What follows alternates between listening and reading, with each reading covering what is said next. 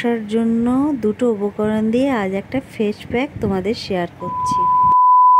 Good evening. আজ হচ্ছে সোমবারের সন্ধ্যা আর আমার ব্লগটা সন্ধ্যেবেলা থেকে শুরু করলাম। আর প্রমিলা মুখার্জি ব্লগ চ্যানেলে তোমাদের অনেক অনেক স্বাগত। আশা করি তোমরা সকলে ভালো আছো আর আমিও ভালো আছি।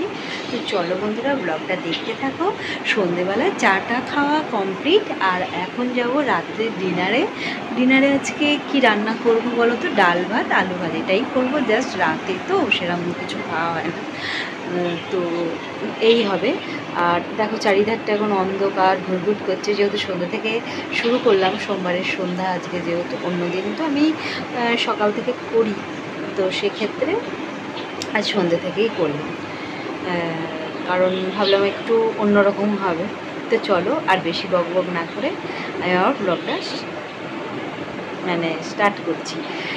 তো রান্নাবান্না শেয়ার করবো না তোমাদের, ও আর কি করবো, তো পরে আসছি একবারে, হয় ডিনারে আসবো নাহলে কাল সকালে আসবো।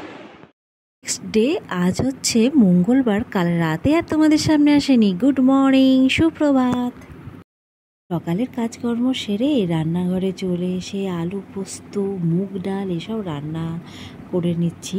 তো আজ যেহেতু ভেজ খাই, তোমরা তো জানো, যেহেতু মঙ্গলবার পালন করা হয়।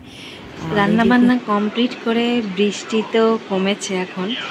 আর আজকে তোমাদের একটা জিনিস শেয়ার করব, সেটা তোমাদের একটু পরেই কিছুক্ষণ পর করব আশা করি। আজকে ভালো লাগবে সেটা, তো আমারও সেই কাজটা হবে, আবার তোমাদেরও সেই জিনিসটা শেয়ার করবো। তো চলো ব্লগটা দেখতে থাকো। এভরিওয়ান, তো চলে এলাম, যেটা তোমাদের শেয়ার করব বলছিলাম, আজ একটা ফেস প্যাক তোমাদের শেয়ার করব এই বর্ষার ওয়েদারে। তো চলো কি কি দিয়ে আজকে এই উপকরণটা বানাই তো দেখে নাও। একটা পরিষ্কার পাত্রে আমি মিল্ক নিয়ে নিয়েছি, আর তাতে দেবো হচ্ছে কফি পাউডার, আর এই দুটো মিশ্রণকে ভালো করে সুন্দর করে মিক্স করে দেবো। আর কফিতে আমাদের মুখের মৃত কোষগুলোকে সহজেই রিমুভ করা যায়, আর মিল্ক তো আমাদের ময়শ্চারাইজ করে স্কিনকে। তো এটাকে ভালো করে সুন্দর করে মুখে, বা যারা মনে করছো হাতে পায়ে লাগাবো, তো অবশ্য করেই লাগাতে পারো।